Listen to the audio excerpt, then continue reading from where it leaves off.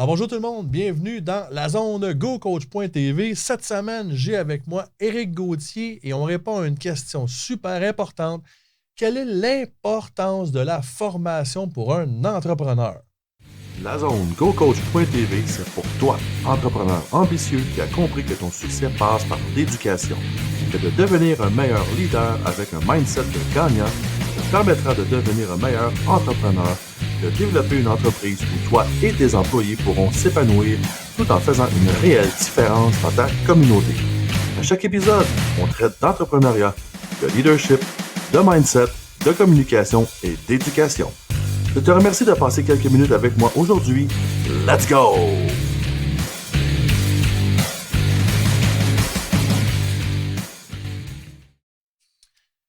Poser la question, c'est d'y répondre. Éric, bienvenue dans la zone. Hey, c'est un plaisir pour moi d'être ici. Éric, comme à chaque fois, à chaque nouveau invités qu'on a dans la zone, évidemment, on veut commencer par te connaître, savoir un peu ton background, puis vous allez voir la gang qui nous écoute. Un solide background pour venir parler de formation pour un entrepreneur. Je ne sais pas si j'ai un solide background pour ça, mais en fait, c'est quelque chose que j'ai tombé dedans par presque accident, mais que finalement, c'est devenu pour moi... J'étais agréablement surpris à quel point c'était collé sur qui je suis, puis à quel point je me suis approprié cette partie-là de mon bagage, là, de tout ce qui est la formation ou la pédagogie, entre autres. Tout à fait. Moi, j'ai un bagage, là, dès que j'ai commencé à travailler, à part de quelques petits travails ou jobs d'été là, quand j'étais étudiant, là, mais j'ai travaillé, là, une grande partie de ma carrière était en vente, en service à clientèle. J'ai même eu des postes de direction par rapport à ça, que ce soit gérant de magasin, directeur des ventes, directeur développement des affaires. Donc, c'était un peu mon bagage. Fait que la vente, clairement, à la base même de ta carrière. Tout à fait. Puis il y a plusieurs différents types de ventes également, que ce soit la vente, ce qu'on appelle le B2B, là, business to business, donc la vente interne pour des entreprises, que d'avoir des clients, que ce soit en boutique aussi, j'ai la vente au détail, du porte-à-porte, la fameuse vente porte-à-porte à la dure et très difficile. Donc j'ai connu, puis pas seulement que c'était une bonne partie de la carrière, mais je vais être très honnête et je le dis avec humilité, j'ai eu quand même un succès aussi dans cette carrière-là. Partout où j'ai passé, l'atteinte des objectifs, les reconnaissances, les prix, etc., etc. Puis j'ai bien gagné ma vie, là, si on veut, là, dans ce domaine-là. Jusqu'au jour où cette fameuse réflexion-là personnelle est arrivée de dire, bon, est-ce que c'est ce que je veux faire pour le reste de ma carrière? Une des raisons pourquoi cette réflexion-là est arrivée, c'est, bien, tout d'abord, tu connais l'expression, un vendeur est aussi bon que sa dernière vente. Ouais. Autrement dit, peu importe, même si tu changes d'entreprise, même si tu as eu tout le succès dans une autre entreprise, à la limite, ça t'a donné l'opportunité de rentrer dans une nouvelle entreprise. Mais tes preuves, il faut que tu les refasses. Tu ne peux pas vivre, tu ne peux pas surfer ou planer là, sur tes ventes du passé. C'est comme à refaire et à recommencer. Et la même chose comme directeur des ventes ou directeur développement des affaires, j'ai quand même vécu ça. Et j'ai eu beaucoup de formations. On va y revenir plus tard, là, mais j'ai eu beaucoup de formations.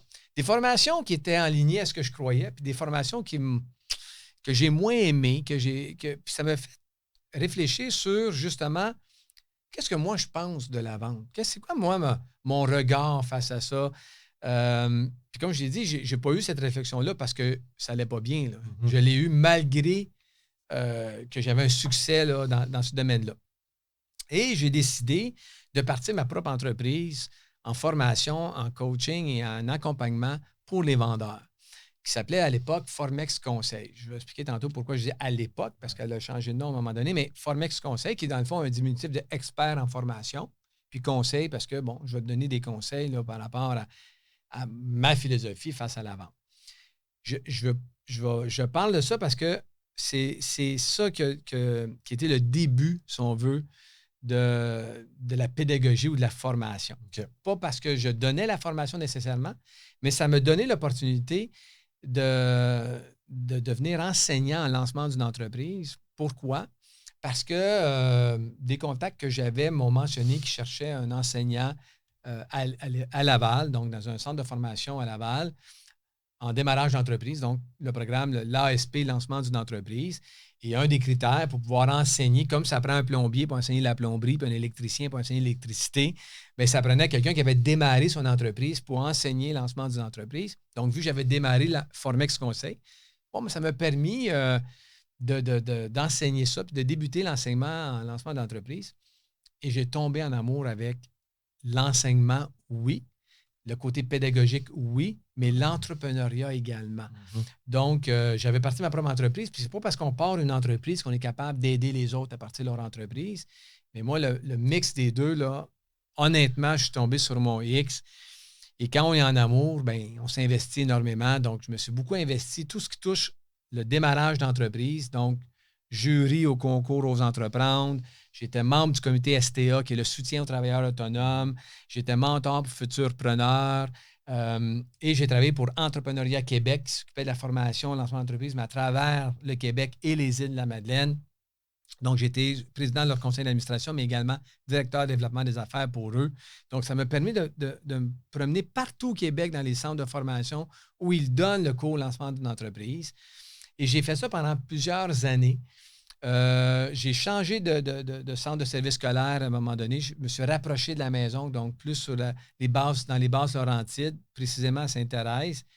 Et là, à un moment donné, il y a eu une opportunité de devenir directeur adjoint du centre de formation où j'enseignais.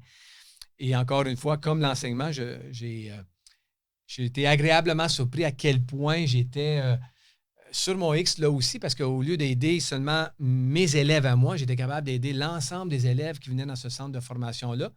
Et pas juste ça, d'accompagner aussi les formateurs, les enseignants également qui forment leur métier.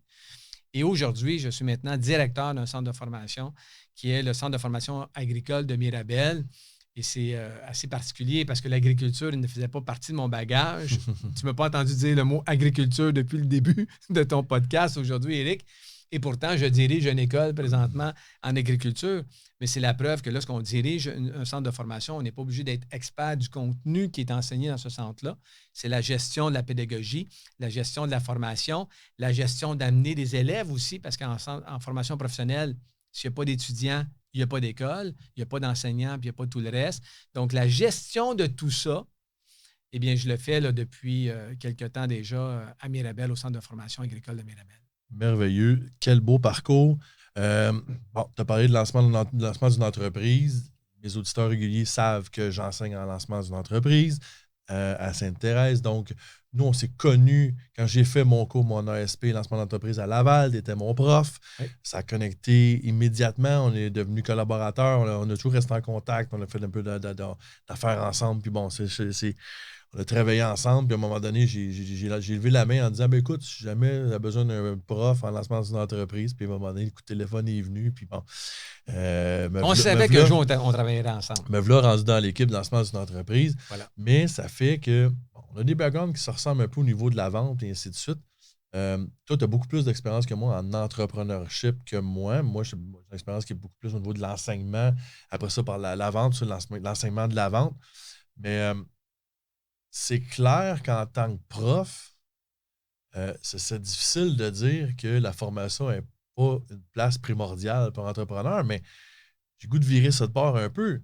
Quelqu'un qui veut partir une entreprise ou quelqu'un qui a déjà une entreprise établie, jusqu'à quel point tu penses que c'est important la formation de façon générale? Là, puis là, on peut rentrer plus pointilleux dans quel type de formation, mais de façon générale, la formation pour l'entrepreneur, c'est quelle place que tu trouves que ça devrait prendre? Jusqu'à quel point tu penses que ça devrait prendre une grande place?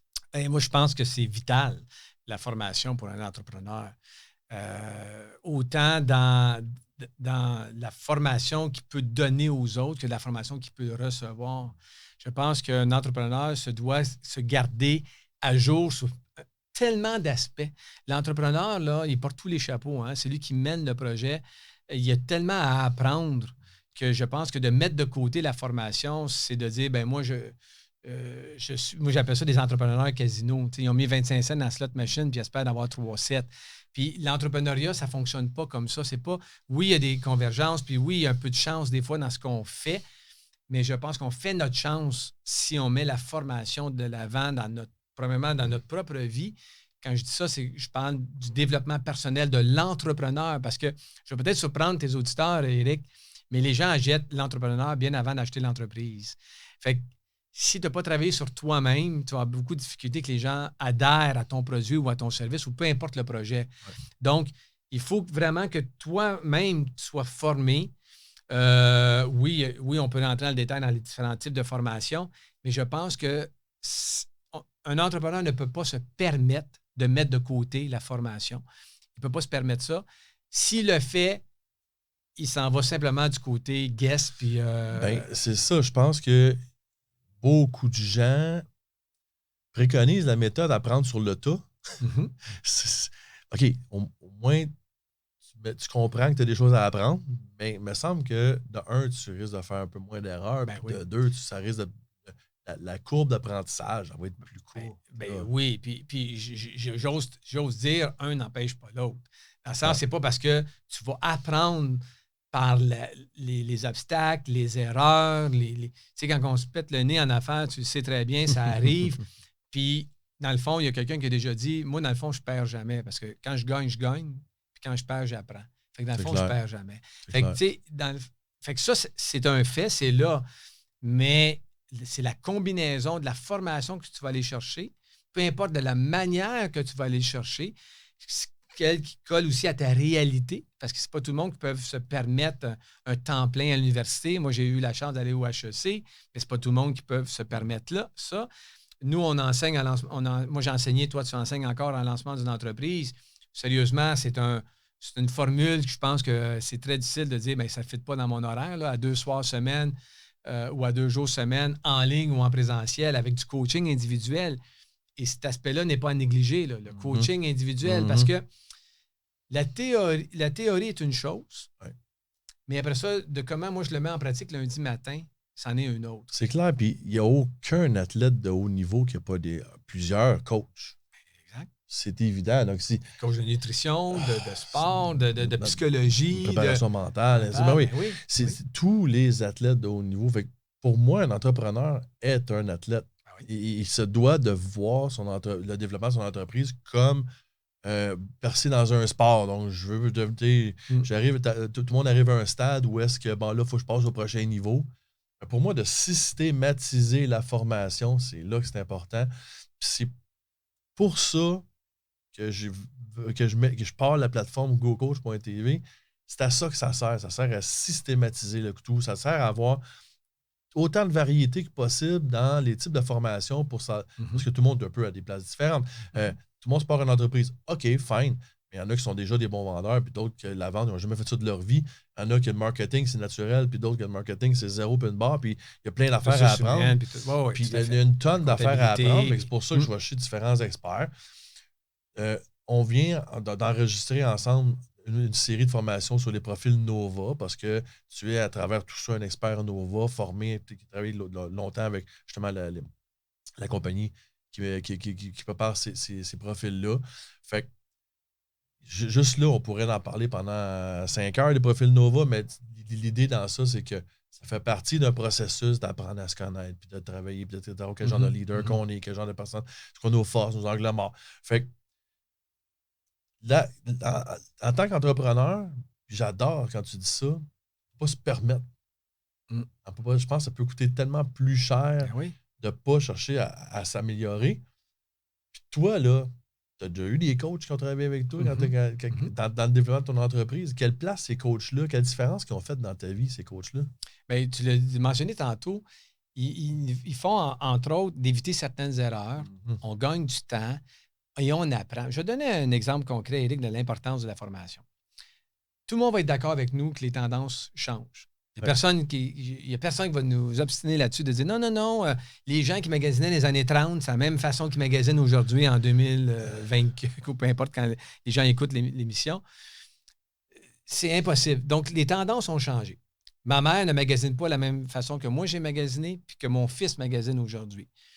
Donc, si toi, tu n'as pas de formation, parce que ce n'est pas à la clientèle de s'adapter à toi, c'est à toi de s'adapter à la nouvelle clientèle, à la nouvelle façon de magasiner puis d'acquérir ton produit, ton service. Donc, si tu mets de côté la formation ou le coaching ou l'accompagnement, le mentorat, nomme-les comme tu veux. Mais ça te prend quelqu'un qui va t'enseigner, qui va te former, qui va te coacher, qui va... Puis ça, là, sur un graphique, oui, c'est dans des endroits différents, dans le sens que c'est pas le même rôle qu'un coach, puis un mentor, puis un formateur. C'est pas le même rôle. Mais c'est des gens que tu vas prendre le temps d'écouter, d'analyser, de digérer, d'approprier ce que tu as appris, mais en contexte de ton entreprise ou de ton projet, ou peu importe ce que tu veux en faire de cette formation-là. Mais sans l'apport de ces gens-là, bien, encore une fois, je reviens à ce que je disais tantôt, tu vas être trop dans le guest, tu vas être trop dans je pense que, j'ai l'impression, j'espère que, j'ai mis un chapelet sur la corde à linge, puis j'espère que les gens vont acheter mon produit. Tu ne peux pas t'en aller comme ça en entrepreneuriat, en démarrage d'entreprise, ou même en vente. C'est quand même un métier. Oui, on a beaucoup de jugement et de perception envers un vendeur, mais c'est pas tout le monde qui peut faire ce métier-là.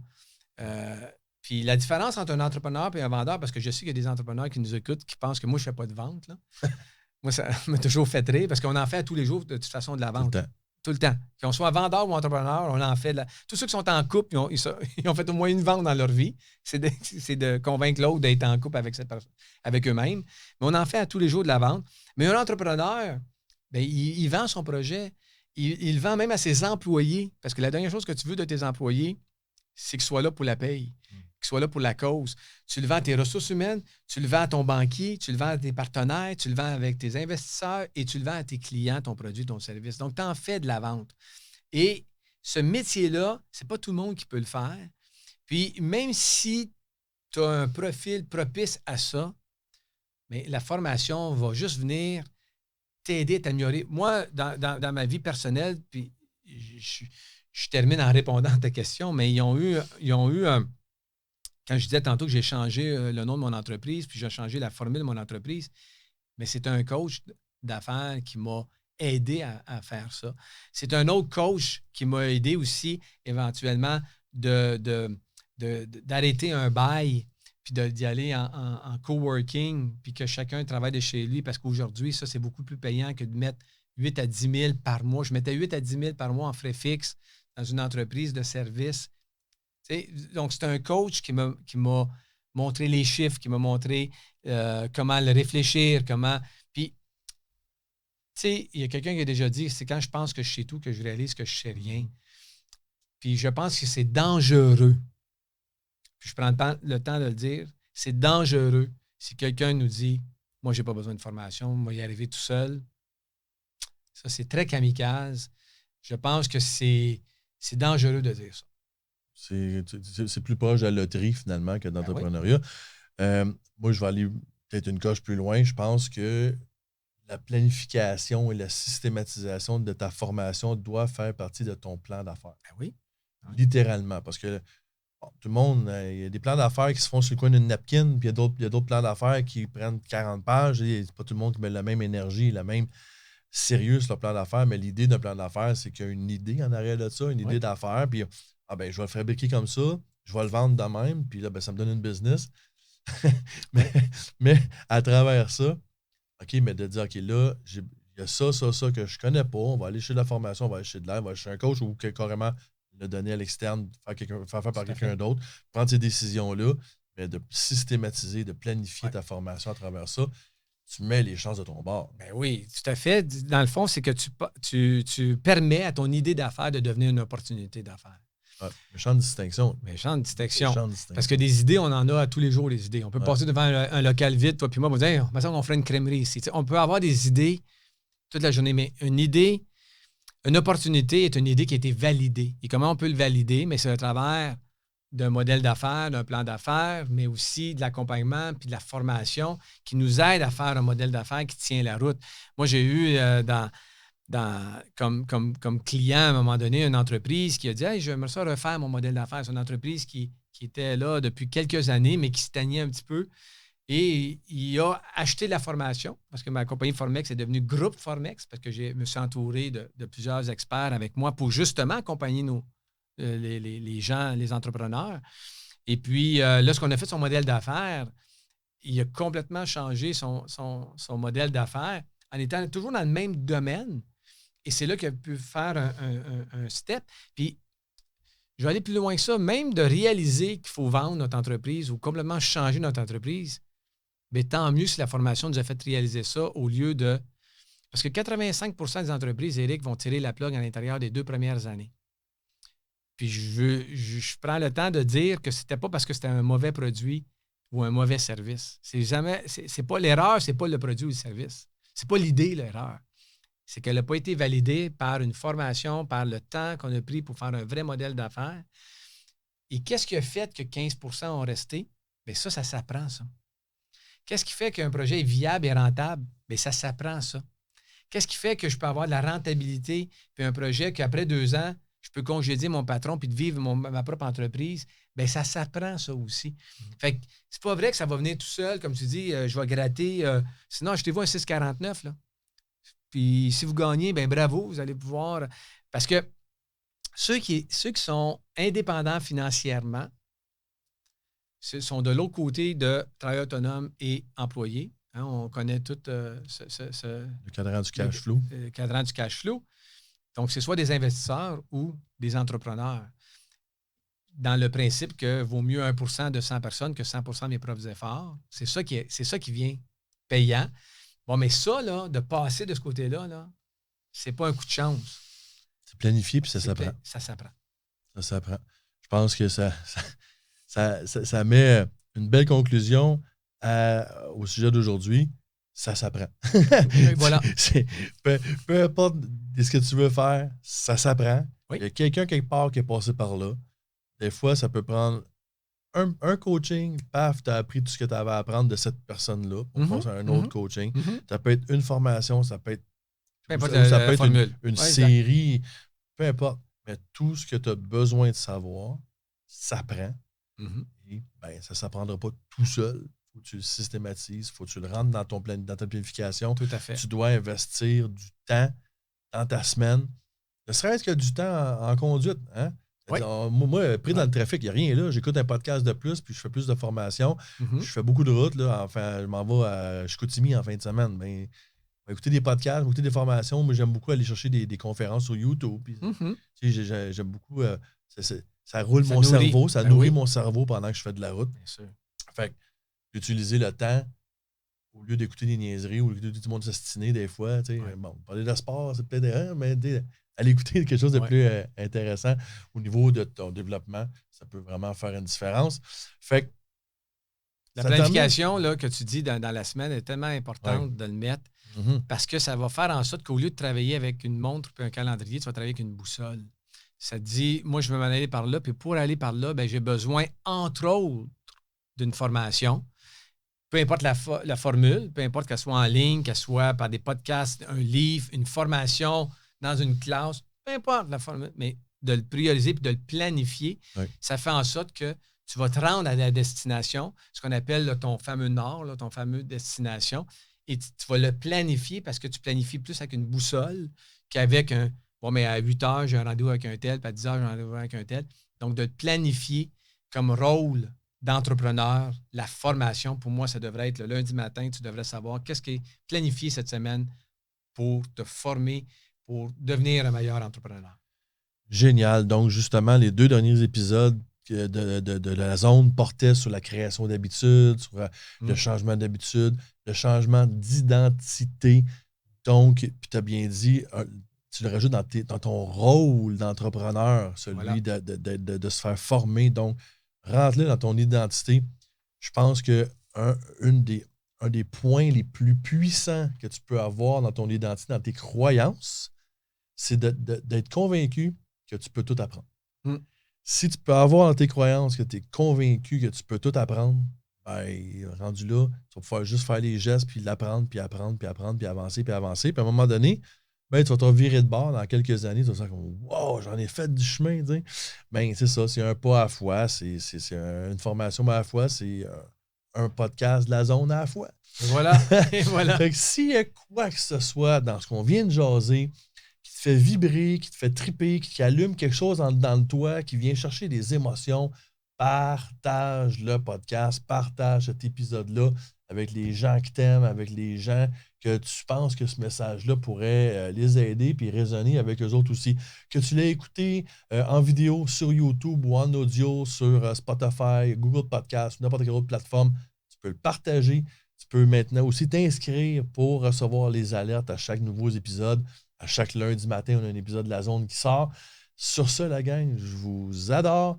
Passez une super belle semaine remplie d'abondance, puis on se reparle la semaine prochaine. Vous avez aimé le contenu de l'épisode d'aujourd'hui? Abonnez-vous au podcast La Zone GoCoach.tv, disponible en version vidéo sur YouTube et en version audio sur Spotify, Google Podcast et plusieurs autres plateformes.